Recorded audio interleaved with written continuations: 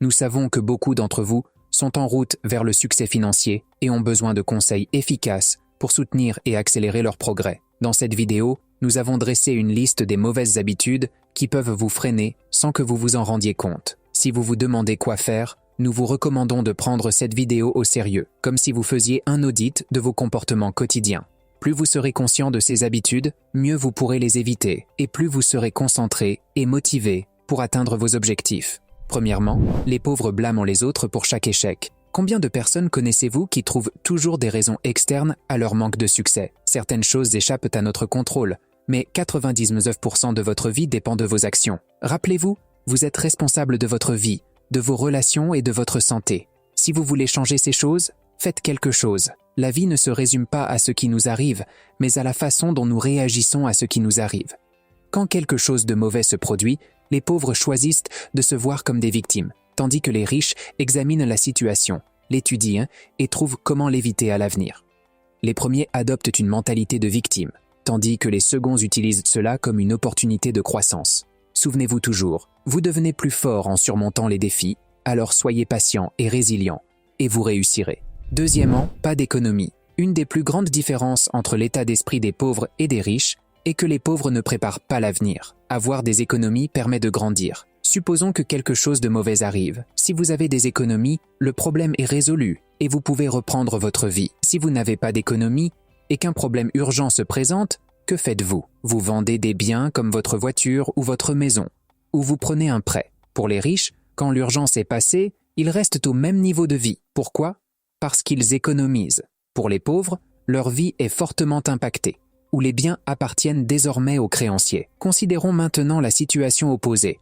Une opportunité d'investissement rentable se présente soudainement. Ceux qui ont des économies sont prêts et peuvent saisir l'occasion d'améliorer leur vie, tandis que ceux qui n'ont pas d'économie ratent une opportunité après l'autre. C'est pourquoi les riches deviennent plus riches et les pauvres deviennent plus pauvres. Troisièmement, mauvais entourage. La règle est, vous êtes la moyenne des 5 personnes avec lesquelles vous passez le plus de temps. Si vous êtes entouré de 4 personnes pauvres, devinez qui est la 5e? Une façon pour les gens de s'assurer qu'ils restent pauvres est de passer la plupart de leur temps avec d'autres personnes sans ambition. Ils renforcent les croyances limitantes les uns des autres.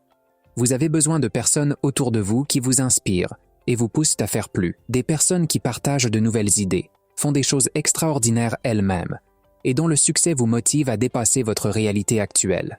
Si vous passez encore du temps avec les mêmes personnes que durant votre enfance et que vous n'avez pas vu de changement, vous devriez peut-être reconsidérer vos relations. N'ayez pas peur de vous éloigner et de vous diriger vers quelque chose de mieux. Si vous ne le faites pas, votre potentiel pourrait être détruit par ceux qui veulent se sentir mieux dans leur propre vie misérable en vous entraînant avec eux.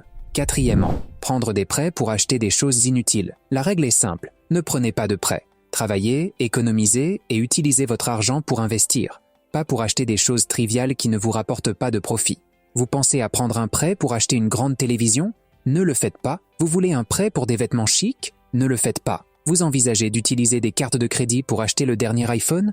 Ne le faites pas, à moins que vous ne vendiez ces vêtements chics pour un profit ou que vous n'utilisiez l'iPhone pour développer une application qui fera croître votre entreprise, vous ne devriez pas ajouter ces éléments à vos dettes. Au lieu de cela, économisez, investissez, puis dépensez et achetez ce que vous voulez. Cinquièmement, toujours échouer à exécuter pleinement leurs idées. Vous ne pouvez pas contrôler qui sont vos parents, où vous êtes né, ou comment la société vous traite. La seule chose que vous pouvez contrôler est le nombre d'heures que vous consacrez à votre rêve. Tout le monde a seulement 24 heures par jour, mais certains accomplissent plus que d'autres. Si vous vous engagez à apprendre davantage et à mettre en œuvre votre passion, le succès n'est qu'une question de temps. Vous avez peut-être entendu dire que 9 entreprises sur 10 échouent dans les 3 premières années. Mais savez-vous combien d'entreprises échouent parce qu'elles n'ont jamais commencé? Toutes. Si vous avez une idée, travaillez dessus, commencez, obtenez des retours, améliorez-vous et recommencez. Vous échouez seulement quand vous abandonnez. Si vous êtes toujours là, c'est impressionnant. Cela signifie que vous êtes quelqu'un qui veut s'améliorer et réussir. Et vous réussirez. Partagez avec nous dans les commentaires si vous aimeriez une deuxième partie sur ce sujet et assurez-vous d'aimer la vidéo si vous l'avez appréciée. N'oubliez pas de vous abonner et de cliquer sur l'icône de la cloche. À la prochaine vidéo.